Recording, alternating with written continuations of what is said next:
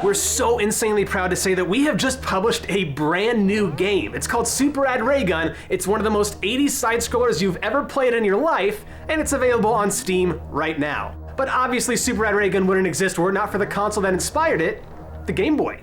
This thing had so many technical limitations, and yet in spite of that, it gave us so many classics. However, only 10 can make our list. So hey, in honor of Super Rad Raygun, I'm Nervous Nick for Screw Attack's Top 10 Game Boy Games. Number 10. Super Mario Land 3 actually has very little to do with Mario or any of the previous entries in the franchise. Instead, it goes straight off the deep end and lets you jump into the boots of the villain himself, Wario. Wario Land tasks you with a particularly greedy objective. Earn as much cash as possible before the end of the game so you can buy a bigger castle than Mario. Everything in this game is about money. You can even take the money you've earned and beat down enemies with it. But you better pick it back up or else it's gone forever. Just remember to wipe off the blood. There's also a few power-up helmets you can collect that let you breathe fire, fly around, or ram things with Viking horns. Yeah, they're called the bull helmet, the jet helmet, and is that the penis helmet? Oh, sorry, my mistake. That's a dragon. Yeah, sure thing, Japan. And I'm Barack Obama. Anyway, the rest of the game's sprites look great, the music is fun, and there's just so much to Wario Land that it's a wonder they could fit it all on a Game Boy cartridge. Number 9. Based on the hit arcade game of the same name, Donkey Kong on the Game Boy seems pretty straightforward. You know, you see it on the store shelf, you recognize it from the arcades, and you buy it because you want to play Donkey Kong on the go. Why not? But then you fire it up, play through the first couple levels you know and love, and then suddenly, it surprises you. The game opens up to reveal another 6 hours of puzzly goodness. Donkey Kong on Game Boy has Mario chasing after DK trying to collect all the crap that Pauline dropped, as well as a key to get to the next level. This game is also the origin of some of Mario's more agile features. You can do sliding backflips, handstands, and all kinds of other acrobatics. It probably could have sold millions of copies just porting the original game to the Game Boy. But from the moment you pop it into your Game Boy, you can tell that a lot of love went into making this game. Number 8. In the days before video games, pinball reigned supreme in local arcades. Thanks to the wonders of 1980s technology, Pinball Revenge of the Gator allowed you to take the classic pastime on the go, but with a twist. Developed by Nintendo's own HAL Laboratories, Revenge of the Gator has you climbing from table to table in a sort of endless ladder. Hit the designated hole and you move on to the next table. Drop a ball, however, and it's back to the previous. Until you get all the way to the bottom. Yeah, I hope you choke on that, you piece of crap. Pinball Revenge of the Gator doesn't come with a bunch of nostalgia tied into it to make you want to buy it. Instead, it's just the best pinball experience on the handheld. That, for whatever reason, features a gator motif. Why they chose gators will probably forever remain a mystery, but the classic dance number at the title screen should at least be reason enough to add this to your collection. Number 7. Kid Dracula is a cutesy spin-off of Castlevania. Oh, wait, I know it sounds incredibly dumb, but it's actually pretty great. You don the cape of a 10,009-year-old vampire who may or may not be the chibi version of Alucard as he takes on the demonically adorable Garamoth, who has stolen all of your minions. Well, I mean, everybody except your best friend, Death. Throughout Kid Dracula, you accumulate a wealth of spells to help you get through levels and defeat bosses. Everything in this game has been cutesified. Even murder. Now don't let it fool you though, because this game gets more and more difficult as you go, and by the end will give you a serious challenge.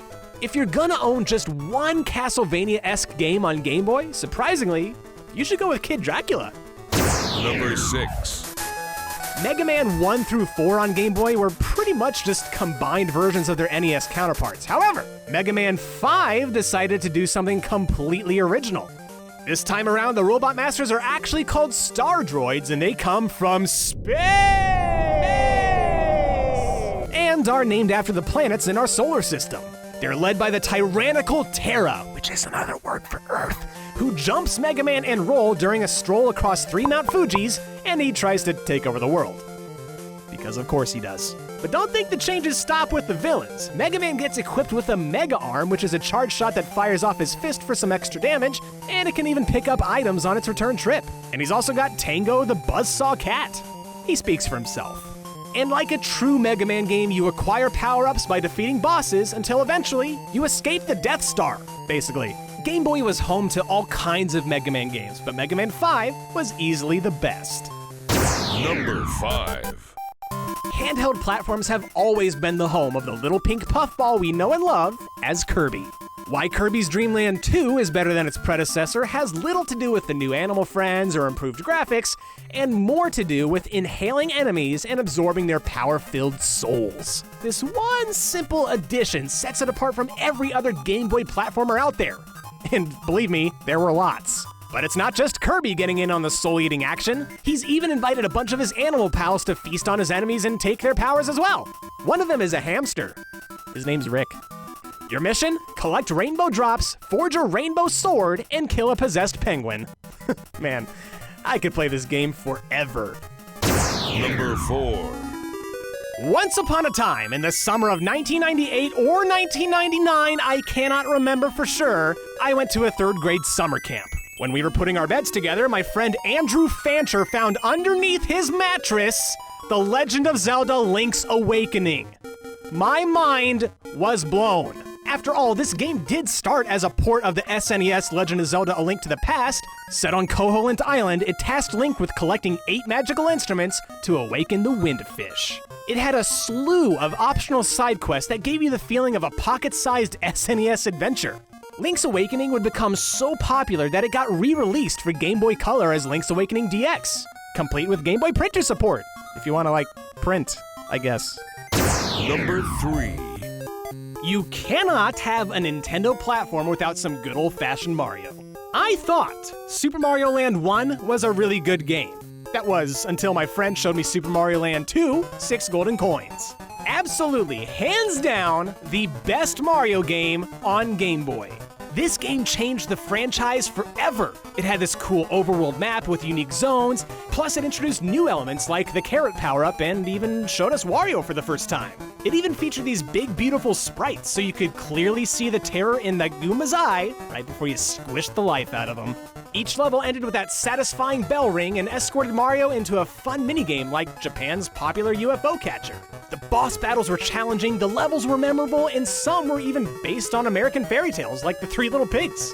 Super Mario Land 2 6 golden coins gave so many reasons to absolutely love the crap out of it, so if I don't stop myself now, I could be talking about this game for the rest of the video. Number 2. Tetris, the grandfather of puzzle games, has been ported to just about every digital device known to man, but Tetris on Game Boy is like peanut butter and jelly. It's the perfect software for the handheld, and it's because of the Game Boy that Tetris would take the world by storm. It's one of those games that's easy to play, but difficult to master. In fact, the creator of Tetris said that the Game Boy version is his favorite. Side note, can we talk about how they're making a 3-part movie out of Tetris? It's just about falling blocks. What kind of story are you telling that needs to be a trilogy? I mean, if any Game Boy game were gonna get a movie trilogy, Tetris, makes probably the least amount of sense. But yet, that proves how good the game is. It's number 1.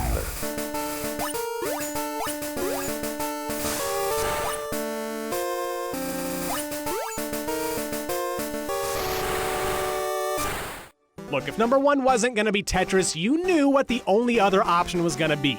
Pokemon Red and Blue. Like Tetris, these games sparked a worldwide phenomenon, but in the case of Pokemon, that momentum hasn't slowed down one bit in the 20 years that have since passed. And if you've played even just one Pokemon game, you understand why. Pokemon lets us immerse ourselves in a world where we get to bond with a team of creatures. We take down Team Rocket. We name our rival Farts and give him his comeuppance in the end, and where we prove to our friends who's the greatest Pokemon trainer ever thanks to linked battles. It made for an unforgettable game in 1996. All these years later, gotta say, not a single thing has changed about that. Thank you so much for watching Top 10 Game Boy Games. Once again, click over there to check out Super Rad Ray Gun, available on Steam. If you love Game Boy, you're gonna love this too. I know you will. Thanks for watching, and subscribe for more Top 10s, and we'll see you next time.